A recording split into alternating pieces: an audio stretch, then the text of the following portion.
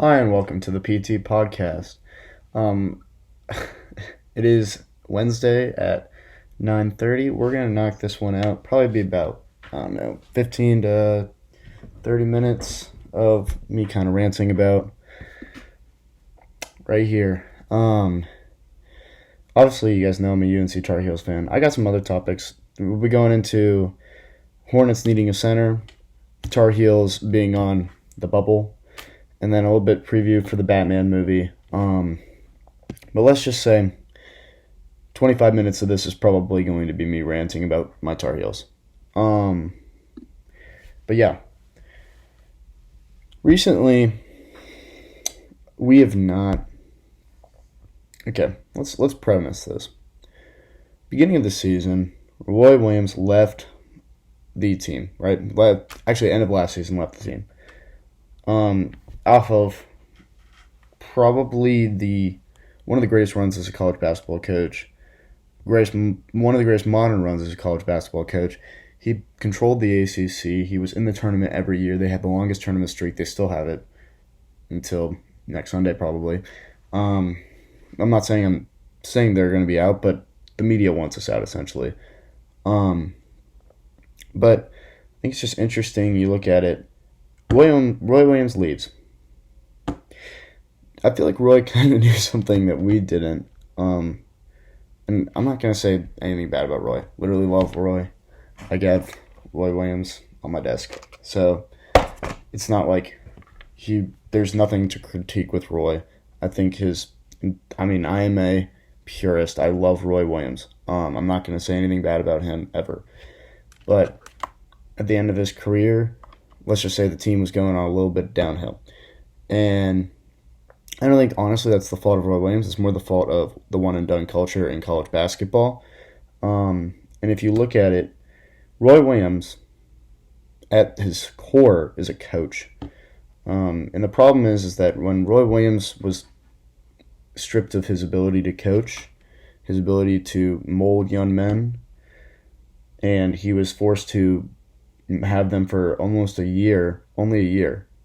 So he was only allowed to have these young men for a year, and then they go off and be NBA players. And there's nothing wrong with that, but from a coach perspective, what Roy didn't want to do is he didn't want to coach those guys for just a year. He didn't want to do that. He wanted to mold them like he did with the previous teams with Kennedy Meeks and with all these guys who were Marcus Page and Joel Berry and all these guys who were like his kids essentially. I mean, that's how a coach like Roy treated his players. They were his children. They were his sons. They were his men. They were it was like he was the general and they were his boys, and so Roy lost that in college basketball about probably after the 2017 team left, and after they won the championship. I think that one and done with Tony Bradley coming in and leaving after a year. I think the one and done culture hit Carolina, and really destroyed like Roy Williams' aptitude to coach. So after going on an incredible run, winning 3 titles at Carolina and everything else, he decided he's done with coaching. And so he comes out at this press conference, and I can tell you this press conference was tough because being a Carolina basketball fan for so long, we watched Roy come out, and he is just defeated. Like he's just done. He says, "I'm not the man for this job anymore," and I don't know. It was just one of the saddest things for me to see. But what I will say is he said there's promise in this program. There's nothing wrong about this program. We're gonna keep moving. And then tragedy struck essentially. A few days later, if you guys remember correctly, well, first we get through Garrison Brooks. Let's get through Garrison Brooks. Before we get into the Walker Kessler of it all. Garrison Brooks was a player for UNC for 4 years. And he wasn't bad by any means, but he wasn't great. He was actually a candidate for Naismith Player of the Year before this season, the ACC candidate for the Naismith Player of the Year, and he was not the Naismith Player of the Year, let's just say that. but he was a fine player. Him, um, uh, him and Day'Ron Sharp made up the backcourt last year, and Walker Kessler, who was this guy that I had a lot of faith in coming in, got like 6 minutes a game, so he wasn't playing, and so we can't be mad at Walker Kessler for leaving Carolina. I think that anyone who's mad at Walker Kessler for leaving Carolina is just a fool. They don't understand how, like, a guy like Walker Kessler who believes he's that guy, who believes he should probably start at year one, he should be starting year one. I don't understand. He was a better player than Garrison Brooks. He's a better player this year than Garrison Brooks, and obviously he's going to take a leap when he comes back his sophomore year. But this is a guy who was a top tier prospect, and we only let him play 8 minutes. So obviously that's how Roy Williams does it, and that's fine. But Walker Kessler leaving Carolina is like literally it is the perfect. It is like not the perfect. That's not a great word. It is what happens when the world's changed, but you're not going to change with it. And Roy didn't want to change. He didn't want to change to this one and done culture, and I don't fault him for that at all. I think that actually it was probably best for the franchise for the team that he didn't, and to keep that culture of family and to keep that culture that he instilled in Carolina and that Dean Smith instilled so long ago. But at the end of the day, he wasn't willing to change, and that's fine, but there's someone who needs to be willing to change. So let's go to this guy named Hubert Davis. Hubert Davis came in, new coach. I personally am a Hubert Davis fan. I saw him speak. I haven't met him, but I've seen him speak multiple times. And I read up on him. He's a great 3-point shooter at Carolina. Obviously, he's a little bit before my time, but he played in the NBA for a long time, has NBA ties. He sounds like the perfect person for the job. And I've seen a lot of people ragging on Hubert, saying this is just a filler guy. And now I could be completely wrong, but I don't think Hubert is a filler guy. At the end of the day, Hubert Davis is coming in his first year coaching and coached his team to 22-8.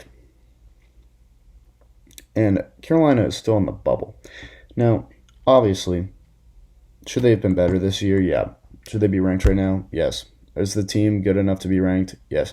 Are they better than the last year's team? Yeah.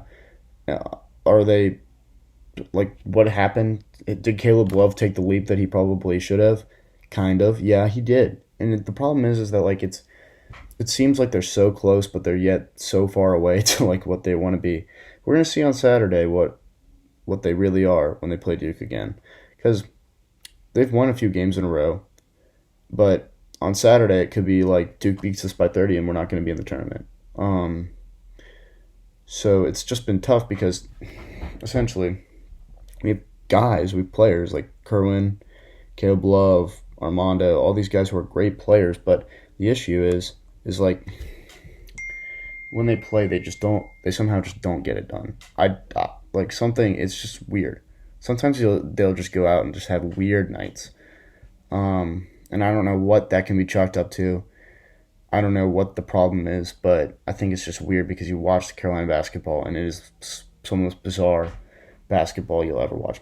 They'll come out and they won't shoot well for entire halves, and then they'll come out the next half and they'll just shoot wicked. They'll be dead-eye shooting. They'll come out and they'll play awful defense, acting like they don't care, and then they'll come out another half and they'll just play great defense. They're all in. It's bizarre to me when you watch Carolina basketball because you don't really understand what the team is trying to do out on the floor.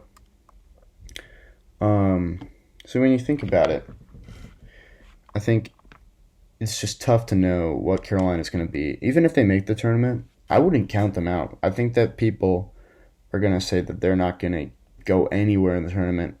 Now, do I think they're going to win anything? Are they winning the championship this year? No. Are they probably making the Final Four this year? No. Are they elite? This hurts me. Are they going to be Elite 8? No. Could they be Sweet 16? 10% chance. And will they make it past the first round? I believe they can, but I don't believe it's going to be a lot on matchup. It's going to be a lot on do they have bigger bodies. It's going to be a lot on how they play. Like because any team could come out, and if you watch college basketball, you know that there's a thing called a Kemba candidate, which is like the player. Like if you know who Kemba Walker is, he came out and played really well. Played for UConn, won a championship. Literally led his team from the bottom to the top. They were not supposed to win anything, and they won the championship. Caleb Love may not be that guy, but to me, watching him, if he gets hot, he's hot. And if he plays hot on defense, he plays hot on offense, he plays hot in transition. He is a great player when he plays hot. Now, is he always playing hot? No. And sometimes we'll go out and shoot it and brick, yeah. But the thing is that if we have that Caleb Love show up at the ACC tournament and plow through some teams and somehow beat Duke, then they have a shot. But we're going to have to wait and see for that. But I'll say at the end of the day, I don't think that Caleb getting this, basically putting this team on his back, along with the transfers, I don't see any way that they can make it to the Final Four. Now, I might be completely wrong, and I might regret saying all this, but that is my personal belief on the UNC Tar Heels this year. Actually, that was a lot shorter than I thought it was. That was only 12 minutes. So let's talk a little bit about the Hornets. Obviously, we got Montrezl Harrell in a trade. Did I think the Montrezl Harrell trade was good? Yes. I think that the Hornets have ran into the problem of they don't play enough defense to beat good defensive centers, and the issue is that there's so many good defensive centers in the East, and there's so many good offensive centers in the East. When you're going up against guys like Joel Embiid and Giannis, even if the Hornets were good enough to make the playoffs, they would have no shot unless they have a guy who can compete with Joel Embiid and Giannis. Even Bam. And you can go down the list of teams in the Eastern Conference. Let's do it. You go down the Eastern Conference rankings. You look at it. Okay. Every team at the top of the East, other than the Bulls, who have Vooch, but Vooch isn't really dominant offensive. He is a great offensive big, but he's not a dominant physical offensive big. He's really more of a skill player. But you look at the Heat, Bam. He's maybe not a dominant offensive player, but he's a great defensive player. Sixers, Joel Embiid. Bucks, Giannis. Evan Mobley, Cavs. Celtics don't have a really dominant player in there, but they have better defensive wings, so they don't have to worry as much about having a dominant center on the offense. And so, like, their center, Robert Williams, who's not bad, but he has his moments, he has his bad moments, he has his good moments. His shooting stats are overblown. He's not that good of a three-point shooter, but he's not a bad player at all, by any means. And then above the Hornets, we're sitting at 9. You got the Raptors at 7, which I don't really understand. When we play the Raptors, we beat them. The thing is, though, is the Raptors have enough players that they can kind of compete with some teams that we can't. And so, like, they have better defense. Their defense is better than ours. But Hornets, when they play up against a good offense, who has a good offensive big who's just going to go in there and attack the rim, we're not going to be able to do anything. Team to score, we're one of the best. It's bizarre. We're watching one of the best offensive teams, not ever, but one of the best offensive teams in the league, and then watching the same horrible defensive team in the league.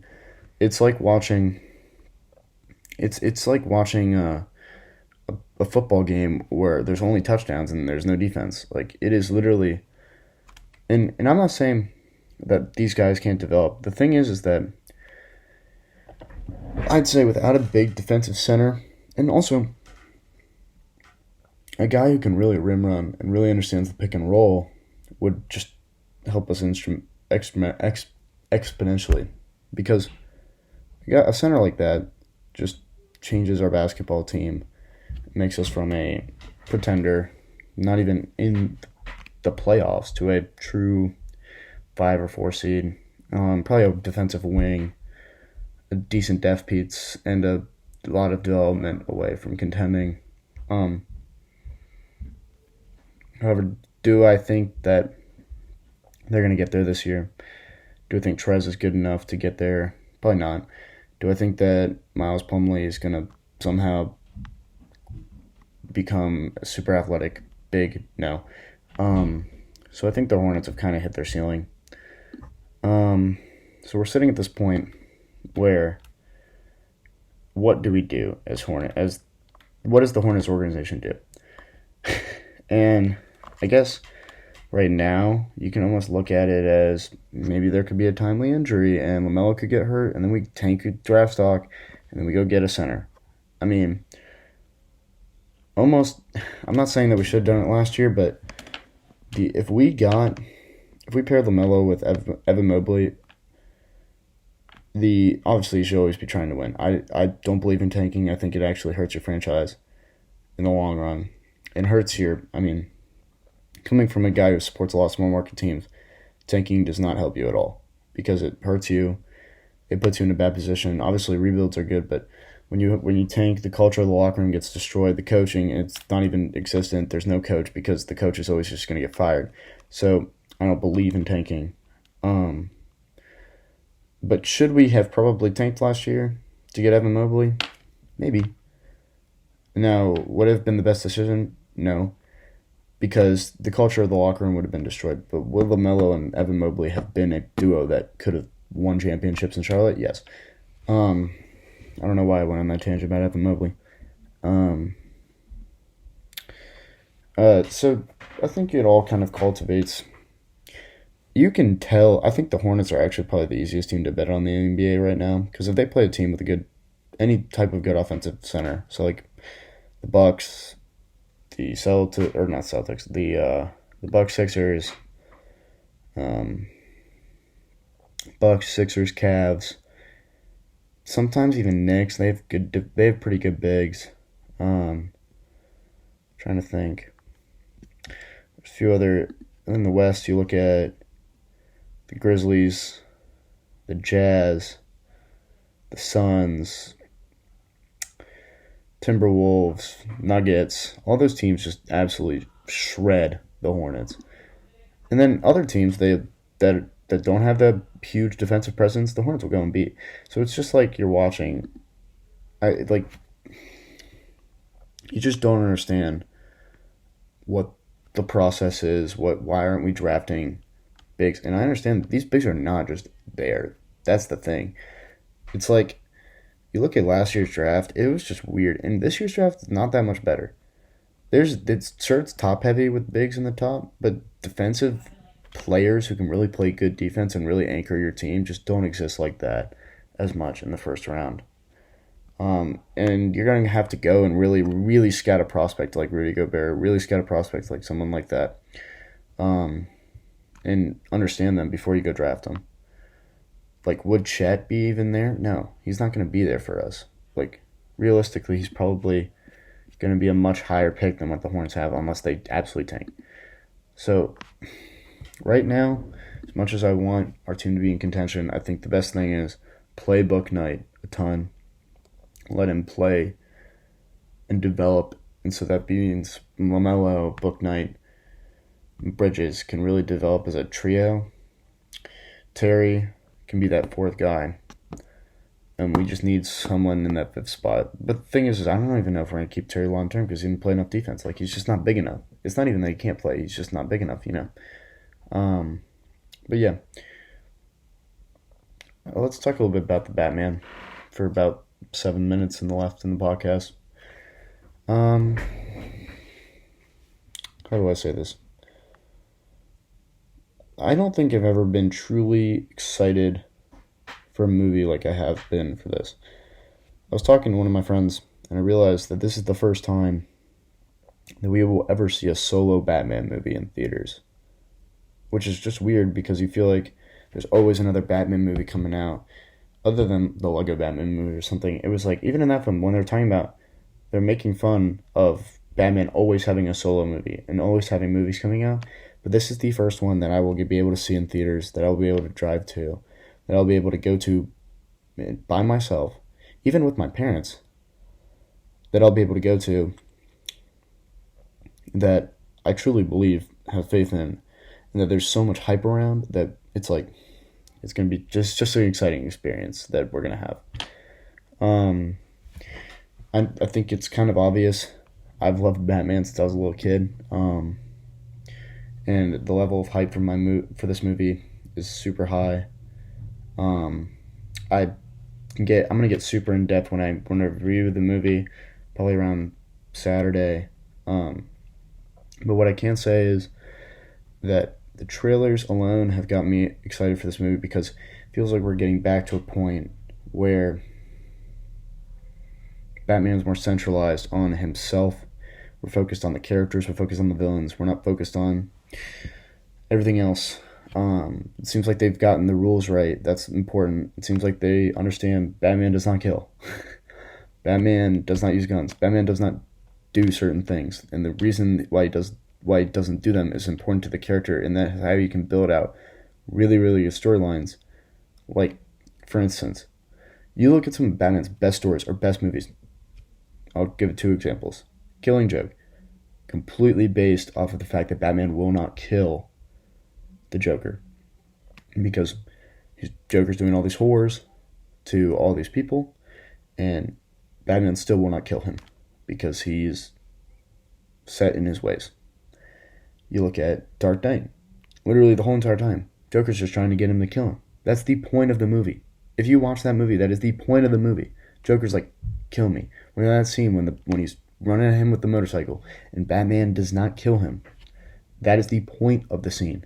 That is the point of the character. Is that he has rules, and that's what makes him interesting. So I feel like that's been kind of lost, where it's like we're not focused on Batman as much. We're just kind of focused on the bigger universe. And obviously, I'm a fan of the bigger universe. I think the bigger universe at DC should happen. And as a DC homer, I think that DC is better than Marvel. I think that the universe needs to happen at some point for them to even have a chance to compete, because at the end of the day, every single movie that DC will make from now on, unless they make a larger universe, will just be second rate to any Marvel movie. And obviously, maybe people can think that they're better, but there's never the money, the prestige, the clout, if you can say that word, about superhero movies, will be surrounding around Marvel till DC constructs a proper universe, right? So right now, you just got to focus on this Batman movie, and then you can focus on a new Superman movie or whatever you're doing next, right? And then you focus on the Green Lantern, and then you can focus on Wonder Woman, and then you can focus on whatever to get to that Justice League movie. If you make really good movies that eventually get to really good characters, that build into a really good team, that build into really good dynamics, that you can be really excited for, that's how you're going to build a universe. The reason why Marvel was so successful at first was not because they had all these cameos, not because people were excited about the characters possibly being in the movie. That's probably why it is now. But the reason why people got so excited about Marvel is because Iron Man was a great character.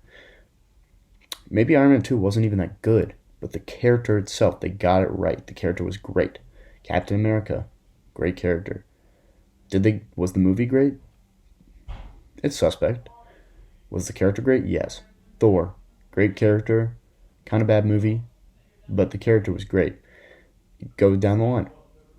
Hulk obviously doesn't really count. Hawkeye was a great character, not really in a great movie.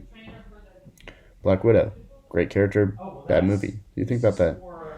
DC is in the process of getting there, but they're not there. And that's what they need to do. They need to create a universe, focus on individual characters, and eventually get to a point where they have great characters. The movies should be good, but they don't have to be fantastic.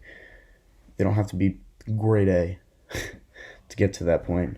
But if the characters are good, people will care about them. Oftentimes, people will say that actor had a great performance in a bad movie. I think that the MCU, while there's not a lot of bad movies, there's obviously not. There's a lot of great characters in mid to good movies. And so, when you have great characters, it doesn't really matter because people are just going to follow that no matter what. So at the end of the day, for DC to really catch up to Marvel, that's the way they're going to have to go. Now, DC can go to a completely different way. but I believe they're going to fail in the end. So, at the end of the day, if this Batman movie can reboot the universe, that is the goal. Thank you. And hit the subscribe button, hit the like button, and I'll see you next Wednesday or maybe on Saturday for something special.